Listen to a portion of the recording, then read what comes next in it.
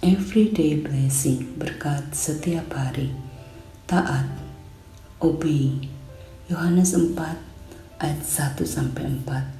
Ketika Tuhan Yesus mengetahui bahwa orang-orang Farisi telah mendengar bahwa ia memperoleh dan membaptis murid lebih banyak daripada Yohanes, meskipun Yesus sendiri tidak membaptis, melainkan murid-muridnya, ia pun meninggalkan Yudea dan kembali ke Galilea. Ia harus melintasi daerah Samaria. Yohanes 4 ayat 1-4 mencatat bagaimana Tuhan Yesus mengetahui banyak orang-orang Farisi mendengar tentang semakin banyaknya murid yang datang kepadanya, dan bahwa dia membaptis lebih banyak murid daripada Yohanes, meskipun sebenarnya para muridnya yang membaptis. Lalu Tuhan Yesus meninggalkan Yudea dan kembali ke Galilea. Ayat 4 mencatat sesuatu yang sangat penting secara teologis dan strategis. Ia harus melintasi daerah Samaria. Dalam bahasa Yunani, kata harus terjemahkan dari kata ede, yang mengandung arti keharusan ilahi atau kehendak Allah yang mendesak. Jadi bukan sekedar pilihan rute tercepat atau terdekat, tetapi ini adalah kehendak Allah.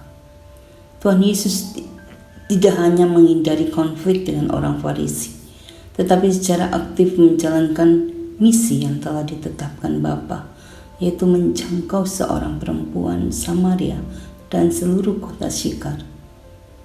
Kebenaran penting, tidak ada satu langkah Tuhan Yesus pun yang dilakukan secara sembarangan. Semuanya adalah bagian dari kehendak dan rencana keselamatan Allah. Lukas 19 ayat 10 berkata, sebab anak manusia datang untuk mencari dan menyelamatkan yang hilang. Yesaya 55 ayat 8-9, rancanganku bukanlah rancanganmu. Efesus 2 ayat 10, karena kita ini buatan Allah, diciptakan dalam Kristus Yesus untuk melakukan pekerjaan baik yang dipersiapkan Allah sebelumnya. Ada kisah tentang seorang dokter misi yang tinggal di daerah terpencil di Afrika.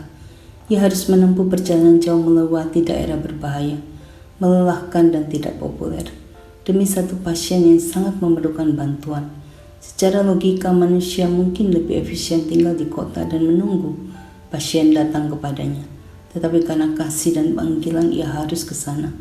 Begitulah Tuhan Yesus. Ia melewati Samaria, bukan karena terpaksa, tapi karena ada jiwa yang haus yang perlu diselamatkan. Elisabeth Elliot berkata, tidak ada jalan memutar dalam perjalanan menuju tujuan Tuhan. Apa yang tampak seperti penundaan atau pengalihan seringkali merupakan jalan terpendek menuju kehendaknya.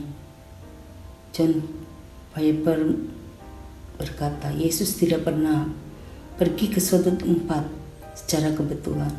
Setiap langkah memiliki tujuan.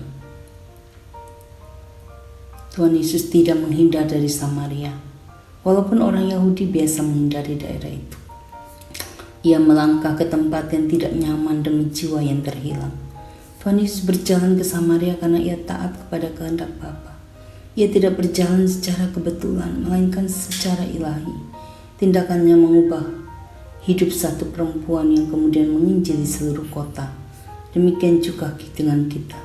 Ketika kita taat, bahkan dalam langkah-langkah kecil sekalipun, Tuhan dapat menggunakannya untuk menghasilkan buah kekal.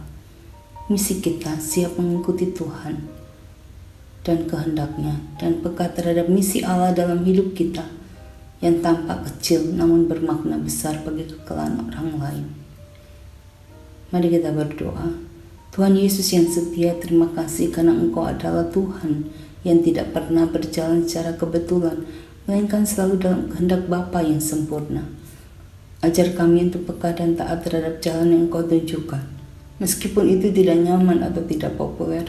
Tolong kami untuk tidak menghindari Samaria dalam hidup kami, tetapi melangkah dengan iman dan kasih, demi menjangkau mereka yang Engkau kasihi. Bentuk hati kami agar seperti-Mu, seperti hati-Mu, siap diutus, siap taat, siap dipakai. Dalam nama Tuhan Yesus kami berdoa.